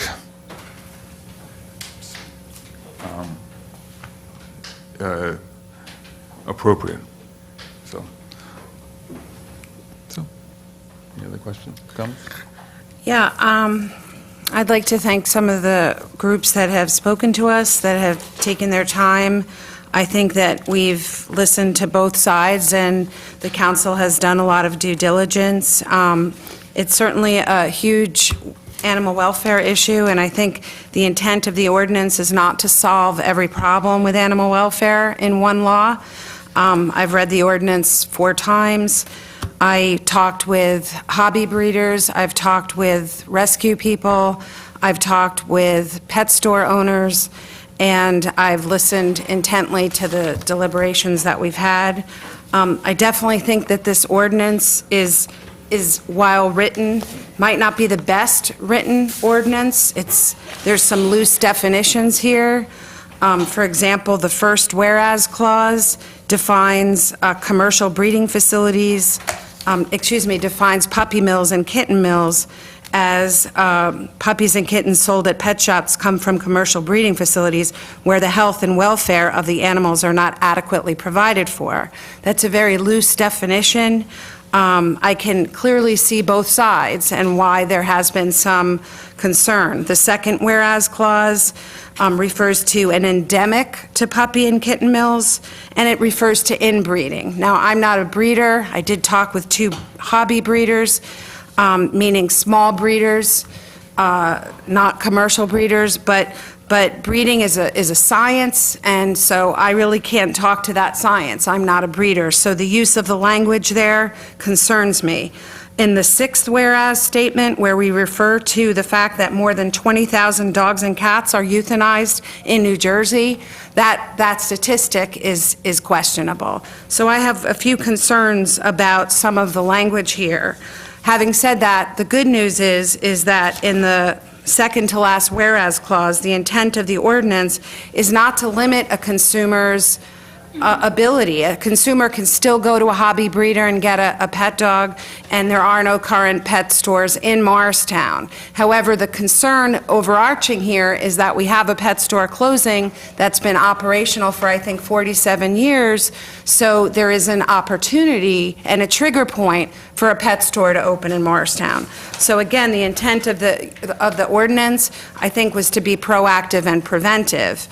Lastly, in the last whereas clause, I think that, again, it expresses a good intent, which is to be a safeguard for the citizens of Morristown, to protect the citizens of the town who may purchase cats or dogs from a pet shop. So I think that shows the good intent here.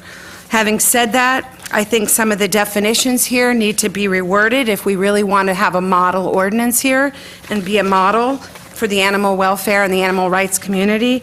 The term offer for sale refers that an adoption is also a sale. So if someone were to do an adoption at a storefront, if, say, this was going to promote retail rescue, that adoption would be for sale. So is it subject to the lemon laws? I don't know. The ordinance doesn't address that. The other issue that's concerning here is that rescue groups are regulated differently from pet stores. So if animals are imported from Pennsylvania, from out of the country, and they are on a storefront, does that subject our cats and dogs here in Morristown to any airborne illnesses? I don't know. I don't know the answer to that question.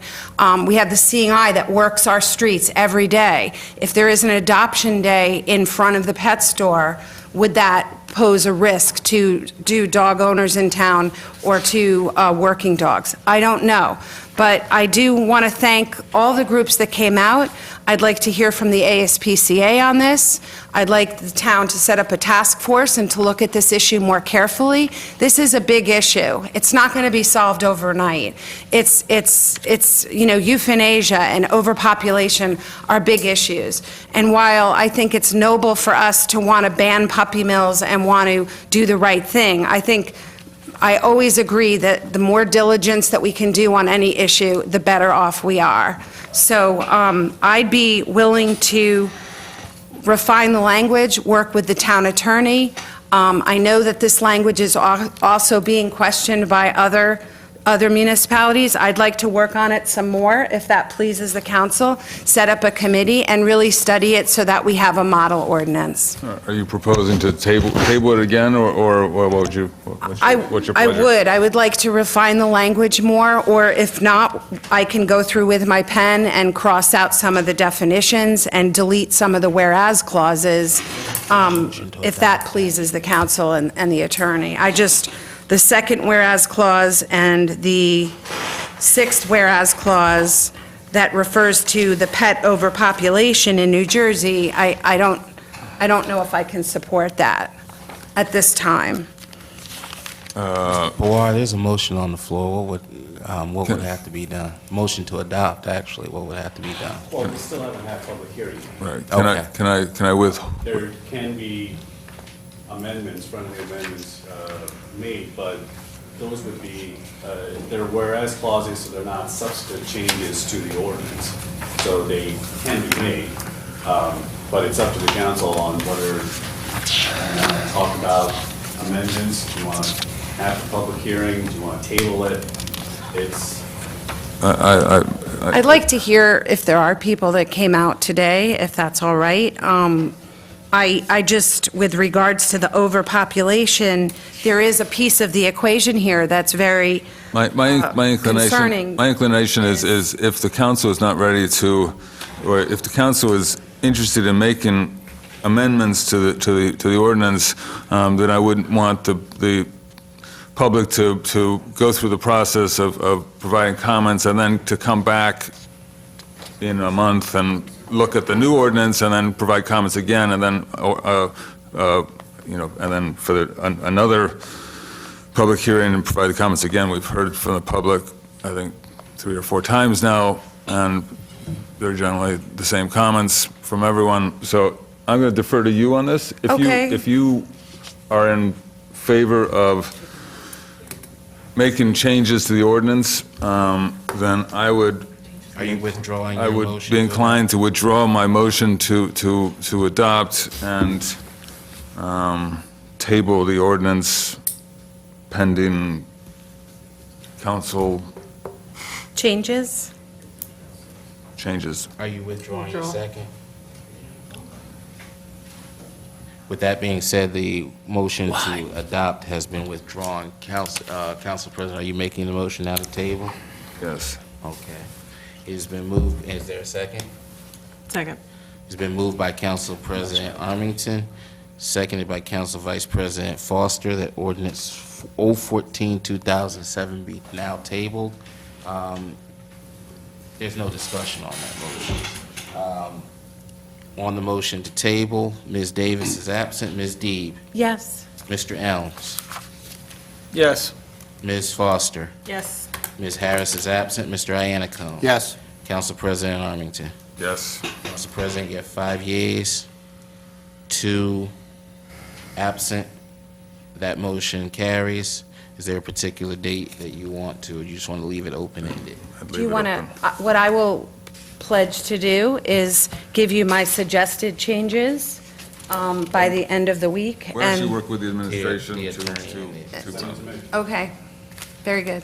Thank you. And then maybe we could reach out to the ASPCA, too? Discussion. All right, sorry. Move on to the next. Moving on to the next item on the agenda, ordinance 017, 2017. That's a disservice to people. That is an ordinance of the town of Morristown and the county of Morris, state of New Jersey, for compensation for the elected mayor, town council, members, and council president in the town of Morristown, New Jersey, and amending all ordinances concerning such compensation heretofore adopted. What is your pleasure? I'll move to adopt. Second. It has been moved by Council President Armington, seconded by Council Vice President Foster. Ordinance 017, 2017 be adopted this evening on second reading. Oh, yeah. By title only. At this time, ladies and gentlemen, there will be a public hearing concerning ordinance 017 of 2017. Is there any member of the public wishing to be heard concerning ordinance 017 of 2017? Seeing none, declare the public hearing, citizens closed. Any questions or comments from members of council? Seeing none, on the motion to adopt. Ms. Davis is absent. Ms. Deeb? Yes. Mr. Elms? Yes. Ms. Foster? Yes. Ms. Harris is absent. Mr. Iannicone? Yes. Council President Armington? Yes. Council President, you have 5 yeas, 2 absent. Motion carries. Ordinance 017, 2017 is adopted. Next on the agenda, you have ordinance 018 of 2017. It is an ordinance of the town of Morristown in the county of Morris, state of New Jersey, for compensation for management non-union positions in the town of Morristown, New Jersey, and amending all ordinances concerning such compensation heretofore adopted. What is your pleasure, members of council? I'll make a motion to adopt. Second. It has been moved by Council President Armington, seconded by Council Vice President Foster, that ordinance 018, 2017 be adopted on second reading by title only. Is there any member of the public wishing to address council concerning ordinance 018, 2017? Seeing none, declare the public hearing of citizens closed. Questions or comments from members of council?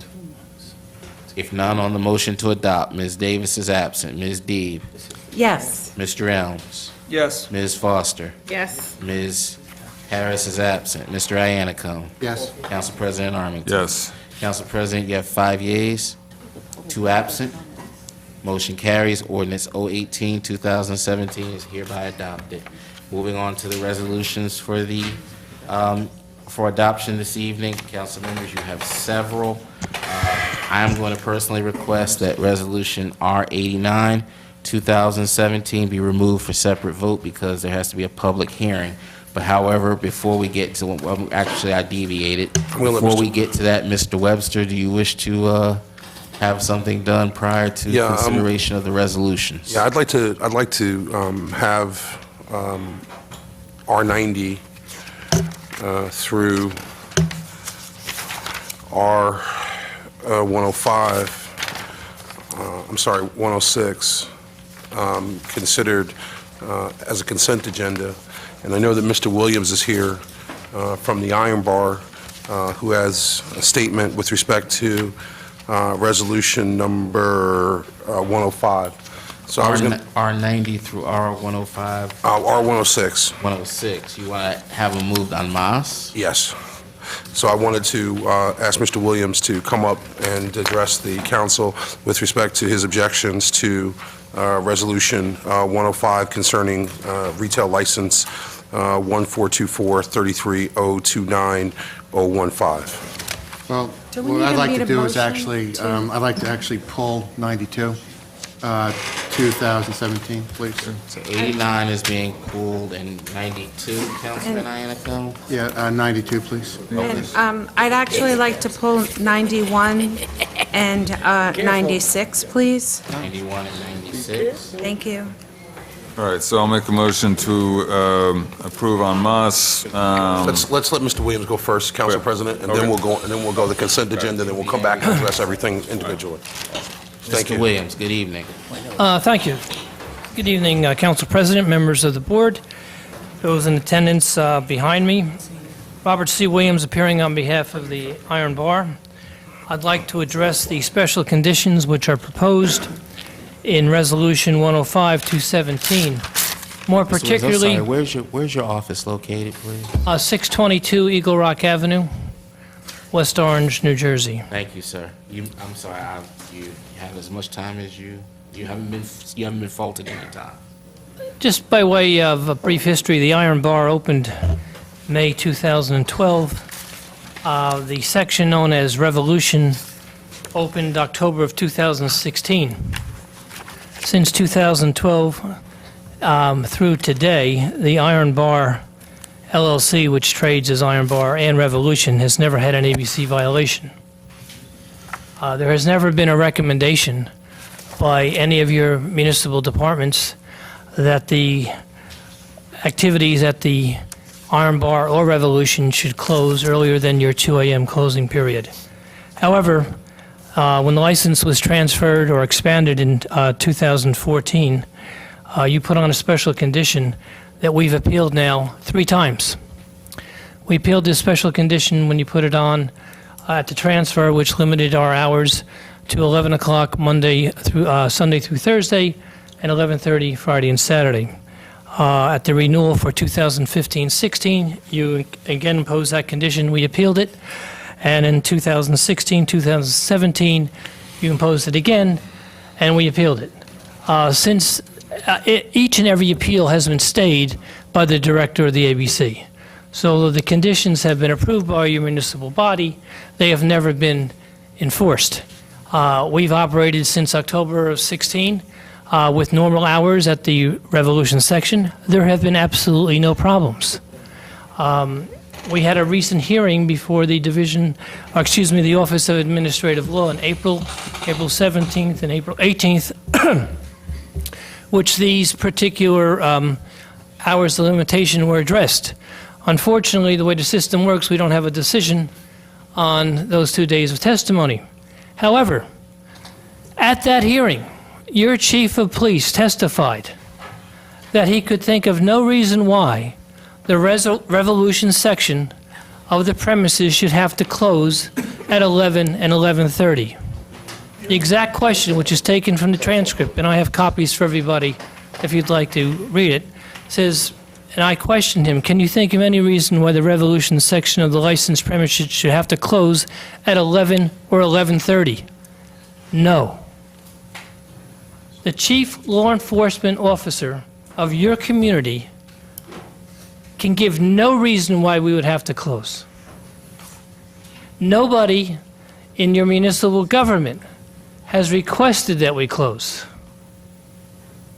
There is absolutely no reason why the Revolution section should have to close at 11 and 11:30. It's simply unfair to ask the licensee now to file its 4th appeal, get another stay, and have to go through another hearing when it has never violated any state statute, any local ordinance, or any rule or regulation of the Division of Alcoholic Beverage Control. There's nobody in this community that presently operates, as conceded by Mr. Harris at the hearing, with restricted hours. I asked him to provide a list of anybody who operates in this town at restricted hours, and he said he didn't have a list because he didn't know of any, because there aren't any. We are the only one that has this condition who has agreed not to bring more people into the area that we're seeking to, or we have successfully expanded into. We've agreed, and it was recognized by both your counsel on the appeal and the appellant that we would limit our occupancy to the existing agreed occupancy of the Iron Bar, which is 1043. We're not bringing any more people. There is no logic to these restrictions. If there is a violation, you can charge the licensee and address the problem. There have been no problems, so I'm going to ask each of you tonight, under the statute, which you're trying to impose the special condition, which says that you can impose the condition, and that's NJSA 33:1, there's 32, if you can cite conditions that require it to be necessary and proper to enforce the alcoholic beverage control law, that we would have to close early. Every other applicant that has come before you, and I've had the pleasure of representing several of them, who have agreed to restricted hours, are bringing hundreds more of additional patrons to the community. And as a result of that, some of them accepted special conditions. When the office, our adjacent neighbor, our neighbor on South Street came in, you didn't put any restrictions on. They were allowed to stay open to 2 a.m. So what is the reason, the real reason, why you're treating this licensee differently than anybody else? Why shouldn't we get credit for having a perfect record of never having an ABC violation, even with the extended hours that we've been operating under? Why would you make them now file another appeal, which would be the fourth appeal, and have the taxpayers of Morristown have to incur the costs? Not that I'm against paying lawyers, but you'll have to pay them. My client will have to pay me, and we have to do it again. The trial that was held in April dealt with the conditions that were on for 16-17. Those conditions run out this Friday. So now you'd have to impose the conditions again for 17-18, which you're proposing to do. I'm asking you, simply don't do it. Let the licensee operate under the rules and regulations, which are very onerous, but they've done it successfully. And if nobody in your community, the professionals in your community, especially the chief of police, if they don't think it's necessary, why do you? You have no factual basis to put these conditions on. The best we had over the several nights that we've been here are 14 people who came out, some that were actually in the same family, and complained about general conditions on South Street and DeHart. No one has ever said, this is what the Iron Bar does. This is why they have to close early. There's no reason to do it.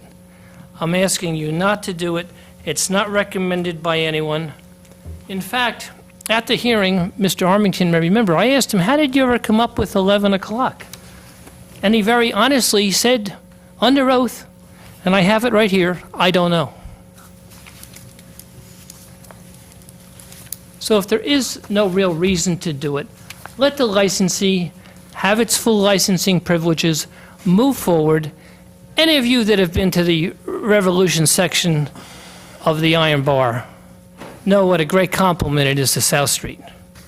It's had overwhelming success. And I think you should give them the opportunity to compete on a level playing field like you have with other restaurateurs and bar owners in town, and allow them to have full licensing privileges. So I'd ask you to delete that section of the special condition that limits our hours. And if anybody has any questions, I'd be glad to answer them.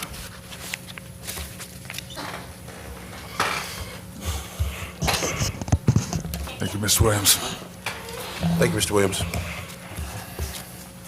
At this time now, there was a recommendation by Mr. Webster with the exception of 4 resolutions which were requested for separate vote, 89, 91, 92, and 96. There was a recommendation by Mr. Webster that all other resolutions on for the evening be moved en masse. Council members, what is your pleasure? I'll make a motion to adopt en masse, With the exception of with the these. exceptions of 89, 92, 91, and 96. Okay. Is there a second? Second. Okay, it has been moved and properly seconded that all resolutions on the agenda this evening, with the exceptions of R89, R91, R92, and R96, be moved en masse. Any questions or comments from members of council? Did you want to pull out the one we just? No. Okay. Any other questions or comments from members of council? Seeing none, on the motion to adopt? Well, I was asking fellow council members, not the attorney, but is I, that the recommendation of the town attorney not to? That is the recommendation of the town attorney, but it's the will of the council. It's my inclination to wait and to see what the result of the extensive court case has been, and it should be relatively soon, I hope. Thank you for that explanation. Any other questions or comments from members of council? On the motion to adopt all resolutions with the exception of those four, Ms. Davis is absent. Ms. Deeb? Yes. Mr. Elms? Yes. Ms. Foster? Yes. Ms. Harris is absent. Mr. Iannicone? Yes. Council President Armington? Yes. Council President, you have 5 yeas. Motion, 2 absent, motion carries. Moving on to the resolutions pulled for separate vote. Resolution R89, 2017, resolution adopting the 2017 budget of the Morristown Partnership Special Improvement District. Council members, there was a public hearing held on that earlier this evening. No members of the public spoke. What is your pleasure? I'll move it. Second. It has been moved by Council President Armington, seconded by Councilmember Deeb, that Resolution R89, 2017 be adopted adopted this evening by title only. Is there any questions on the motion? Seeing none, on the motion to adopt R89, 2017, Ms. Davis is absent. Ms. Deeb? Yes. Mr. Elms? Yes. Ms. Foster? Yes. Ms. Harris is absent.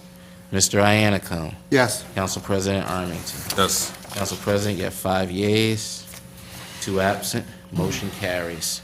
Resolution R91 of 2017, it is a resolution of the Town of Morristown in the County of Morris, New Jersey, authorizing the public sale of 38 Headley Road, Block 7001, Lot 18, pursuant to NJSA:12-1 and sequential. As a procedural matter, does this require an ordinance or is a resolution sufficient? Resolution is sufficient. Thank you. I'll move it. It has been moved by Council President Armington. Is there a second? A second. It is seconded by Council Vice President Foster and Councilmember Deeb. Questions on the motion? Yeah, I just asked to pull this because I just had a couple questions. How much did the town pay for? We purchased the property last year for $490,000. Okay.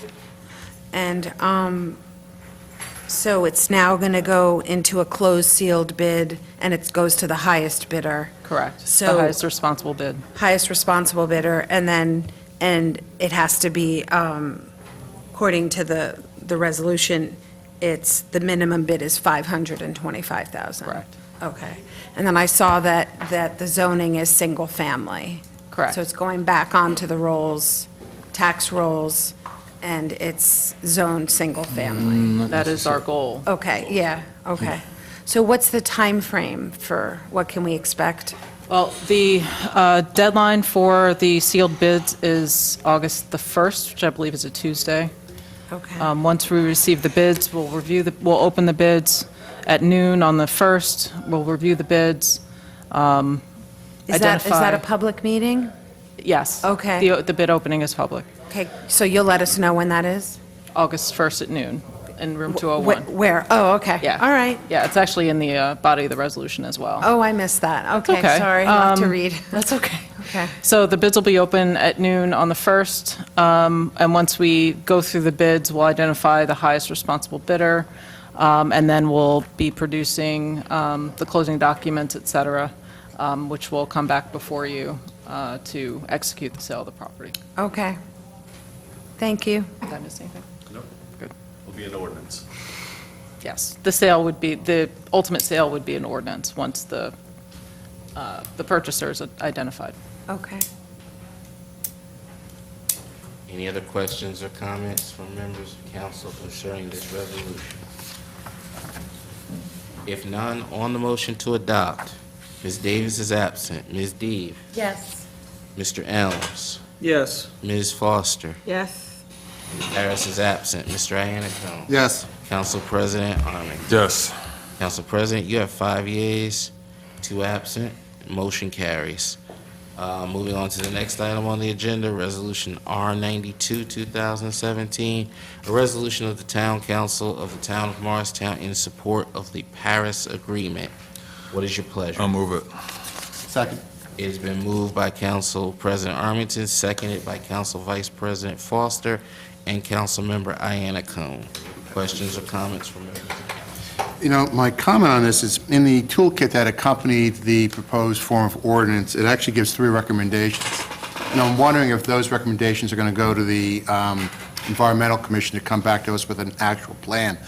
Because I don't think really what you want to see on this, you actually want to see action. You just don't want letter support. And what they're asking in the toolkit is that the community develop a greenhouse gas inventory, that we set near and long-term targets to reduce emissions, and that we develop a climate action plan aligned with city targets. And I've noticed in my reading that several of the other municipalities and other large cities, but also medium-sized, have actually taken these actions, you know, have done the inventory and where are our points of heavy emissions and what's our plans, both near-term and long-term, to reduce those emissions. So my recommendation is that if we do adopt this resolution, that we actually do send it to the Environmental Commission to actually come up with the plan that is actually being suggested by this group. I think it's a very good action. I think it's and I think the toolkit that accompanied the action is actually very well thought out. But if we could refer to the Environmental Commission with the charge to actually answer these 3 questions and come back to us with a plan. I'll take it under advisement, but you should be aware, Mr. Iannacone, that we already do a lot of renewable energy. I'll get you some information on stuff we've already done over the years.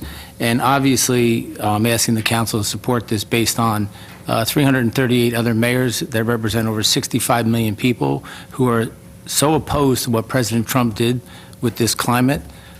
That's the real reason behind all this. So I think you're aware of the motives behind this, and we'll get you that information. But actually taking it to the next step. And the next step is actually, and I think that's really what they're encouraging us to do. And I've read the materials on it. So I'm supportive, don't get me wrong, I'm very supportive of You have this. solar panels already, you No, I have understand that. renewable energy, But you have a whole lighting study that's been done throughout the What town. they're actually There's a lot of asking you to different stuff. do is actually look at the industry and other companies and other businesses in your community and ask the question, do you have any emissions areas that can be improved? It's actually, and I think that's actually a very good recommendation that they're suggesting here. Yeah. It is geared, some of those recommendations are obviously geared to much larger cities. I believe that the Sustainable Jersey program actually includes one of the items is a emissions inventory. So, you know, we can I think it would be worthwhile along that line. Yeah, we can pull that all together and give you a document of all the stuff that we've already done and in the process of doing. But I can't reiterate how important this initiative is throughout this whole country. And you see the mayors from New Jersey that signed on and mayors all over the country when our President Trump pretty much just said there's no issue with climate in our country. Doesn't live in the real world, if you ask me. And just by experiencing what we've experienced here in the last few years, and we see the constant change in our weather and what's going on all over this country, whether it's flooding, whether it's pollution, whether it's heat, excessive heat, which we all have seen out in Las Vegas and Phoenix right now where airplanes can't even land. I mean, I can go on and on and on and on. So if the president's not going to lead the nation, then the mayors have to lead the cities throughout this country, and that's what I'm part of, and I'm proud to be of it. So I'm not an expert in the Paris Agreement, but my understanding of this international agreement is that it was done for countries. And again, I'm not an expert in the science of it, and my very basic understanding is that there's a huge transfer of wealth that's going on to underdeveloped countries, and there's a lot of money at stake here. So I just, again, I've said this several times in my 10 years on the council, that sometimes the scope of government gets very big, and this is a federal policy and a political one, and Not it's anymore, you got rid of it. and it's we're at the local level. So here at the local level, I'm concerned about clean air and clean water. So what concerns me is when I see a snow pile with chemically treated water and snow next to the Whippany River. I'm concerned about idling traffic when I see cars idling for beyond the minimum state standard. So those are the kinds of issues that concern me, that I would want to see local ordinances on, and the enforcement. The other day, there was, a car idling for an hour, and I'm not a mathematician, but I think the emissions from that isn't good for the air as well as for the car. But again, I think the initiative and the focus needs to be on the actual natural land and on the bodies of water, not on a political policy statement. So I'm going to vote no on this with the hope that maybe the Environmental Commission and the council can weigh in on actually enacting laws or better enforcement of not to have a snow pile mountain next to the Whippany River, or just to have enforcement of our idling laws. But with all due respect, Allison, I actually do support this. I think it's actually the right thing to do. You can vote for it. No, but let me explain. What this is actually specifically addressing is actually what are we going to be doing locally? Right. Because there is a lapse or there's something missing elsewhere. We can do our piece here in this town by actually understanding, just like what Stefan was saying, what is the inventory of where we have hot points. Environmental Commission may come back and say truck idling is not permitted more than 5 or 10 minutes. I've seen municipality, 3 minutes. 3, it's a law already. State law. 3 minutes, state law. They may come back, but it's that inventory of what are we doing here to reduce our emissions. And this is actually specifically, I understand your points about other points of concern we have with the environment. I mean, you've been a big advocate for Foots Pond. You've done a lot for the environment. What we're doing here is we're talking about specifically about emissions. Okay, I didn't have this pull to have it sidetracked. So let's talk about it. Why do we have to bring in the Paris Agreement? This is Morristown. I think we're sort of veering away You don't from have to vote the for topic. it. So Just vote no. let's just call it Thank you for call a that. question. Okay. Oh, no, I love I'm well aware of my rights. Oh, no. Love it. I just think you're interesting because you started saying that you wanted the bones behind it, and, you were asking for more clarification. At least that's what I thought I heard you say. But we can agree to disagree. It's fine. I just think that something like this has a purely grandstanding sort of nature to it and a showboat nature to it, whereas let's get to the real meat of the issue, which is the ordinances. That's right. It's an and the enforcement. anti-Trump All right. resolution. That's what it is. For the Let's- Republicans Mayor, who supported Mayor, Trump, Mayor, like yourself, Mayor. that's what it is. Mayor, This is a let's- council meeting, and you've just been called to order, Mayor. here we go. Let's call the question. On the Trump motion supporters. to adopt, Ms. Davis is absent. Ms. Deeb? No. Mr. Elms? Yes. Ms. Foster? Yes. Ms. Harris is absent. Mr. Iannicone? Yes. Council President Armington? Yes. Council President, you have 4 yeas. You have 1 no. You have 2 absent.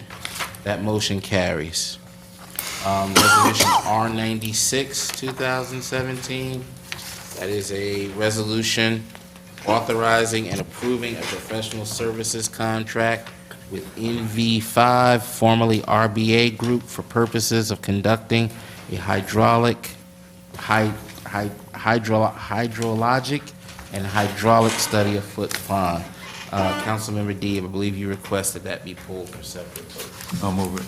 Second. It has been moved by Council President Armington and seconded by Council Member Deeb that Resolution R96, 2017 be adopted this evening by title only, on reading by title only. Questions or comments from members of council? Okay, so this is my file on Foots Pond, and Foots Pond has been studied to death. So this study was done in 2010. This one was done in 2005. This one was done by the Environmental Commission in 2016.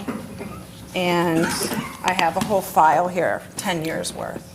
So my question is, if you allow me to grandstand a little bit on a local issue, not something in Paris, what assurances can we do to allow that this scope give us an impact analysis? The impact analysis being what happens if we don't dredge and what happens if we do dredge. So I would just like to see, and I didn't read this in the resolution, but us to ensure that the scope includes an impact analysis, the impact of doing nothing, and the impact of dredging. So if we're going to spend the money on this study, I'd like to go that extra mile to do an impact analysis. So is there a second on my motion to enhance the scope of this study so that we could at least get some closure on this issue, whether or not... I guess I... Motion on the floor. There's a motion on the floor. If the administration has, the administration has the opportunity to comment within this discussion. Sure, absolutely. You checking the sediment now? You want to take it, or you want me to take it? Yeah? All right, you want to study? You want to explain the study? Come join us. Come join us.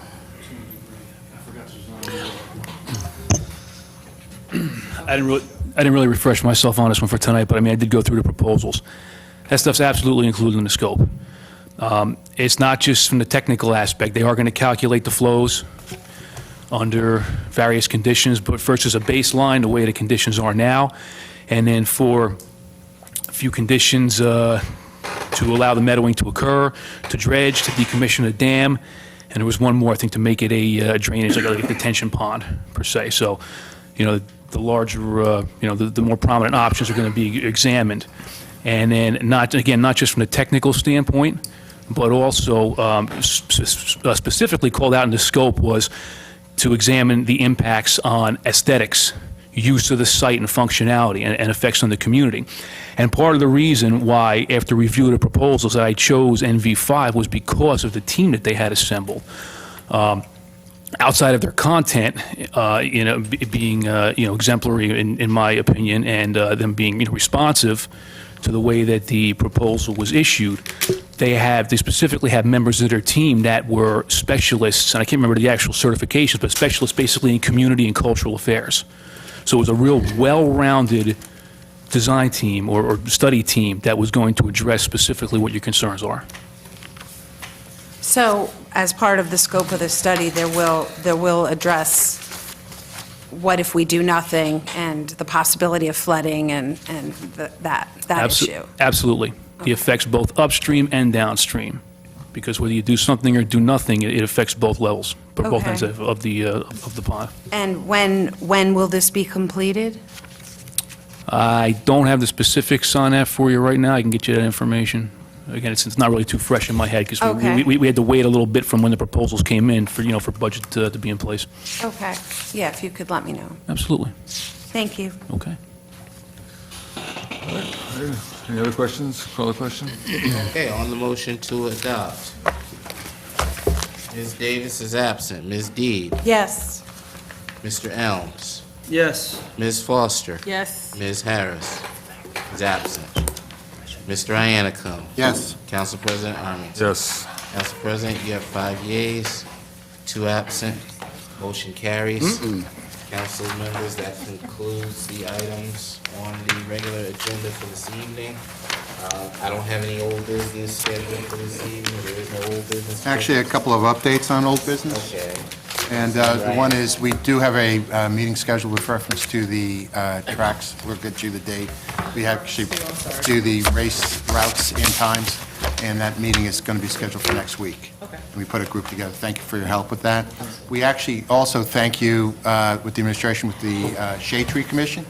Actually, they met today at Tiffany Road. We have 147 ash trees that are actually in our publicly owned or right-of-way.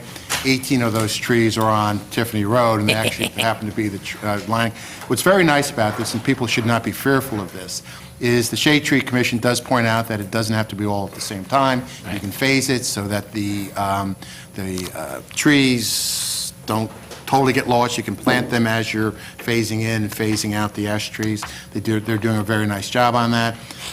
One other point that we may want to address in the future, and I was talking to the council president about this, is this does not address the ash trees that are on private property. And there's numerous numbers of trees throughout the town. What we may want to do as a service to the community is actually maybe get some bids for them where it's collectively, where those trees can be removed at a lower cost, because there are quite a few of those in the, on private properties. If we could help them in terms of just the cost of removing those trees. I believe, you can correct me if I'm wrong, if the trees are healthy, they're a sought-after wood. They are. So what they do is they, oh, that's interesting. I'll look into that, too. Good. Yeah, absolutely. That's it. Quick, to follow up on, if I may, Council President, did you mention something about a race? No, what we're doing is we're getting together, as you remember, to talk about the routes for the races and for the bikes, and then the times, so that maybe we can eliminate some of the confusion. Yeah, I just want to put it on the council's, give you notice. There are some rumblings going on about the Verizon 5K. There are concerns on residents of Maple, DeHart, and other areas they will not have access to their homes with their cars. I think, I don't know if the business administrator can get with the police and take a real good look at this. I know it's approved, you guys approved it, it's in a couple of weeks. Couple weeks. So some people are making some noise about possibility of some issues with road closures in neighborhoods.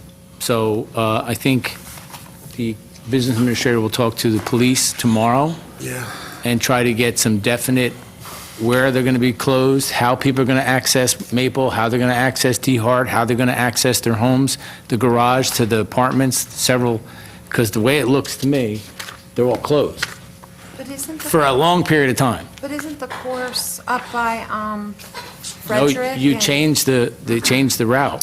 Yeah. You guys changed it. It changed to, well, they proposed to change to. Yeah, you guys approved it. Council approved the change. And the purpose of this group is actually just to look at that, because, you know, every time, we want these races in town. It's good. Sure. They're healthy, promotes healthy living. The purpose of this is actually to get us, and Jillian was very helpful, this is to get us to sit down, you know, with the schools, with the museums, with the churches, with the residents, and basically say, you know, these are the routes that we think minimally impact the town, and these are the times those routes are available to minimally impact the town. Not to discourage the races. Right, correct. But actually to try to facilitate them better without interfering with the operations. So just to put some people at ease, tomorrow, we're going to have the business administrator with the council president, with your knowledge, to talk to the police department, make sure we have a really true, good understanding of what's going to be open, what's going to be closed for that Verizon 5K. And then send an email or memo to all of you so you can let your constituents know, especially in the 4th Ward, how they're, and 1st Ward, how they're going to be affected, because 40 Park's in the 1st Ward. Okay? Okay. There is no new business on the agenda scheduled for this evening. Any comments regarding correspondence? If not, Councilwoman... Motion to adjourn? Motion to close? Second. It's been moved by Council President Armington, seconded by Council Hold on. Vice President... Kevin, hold on a second. I'm sorry. 2 minutes of your time. I You'd have to open it up to the public. I don't think you can, but you can talk to individual members once we've closed? Yes. It's been moved, properly seconded to close. All in favor? Aye. All opposed have the same right. Meeting adjourned 9:48 p.m. Eduardo. Next meeting, Tuesday, July 11th, What happened? I wasn't 2017. here. Have a good evening. We had some pushback. Ma'am, if you want to address individual members of council, sorry, you what may do happened? so. There were a lot of people here. We had a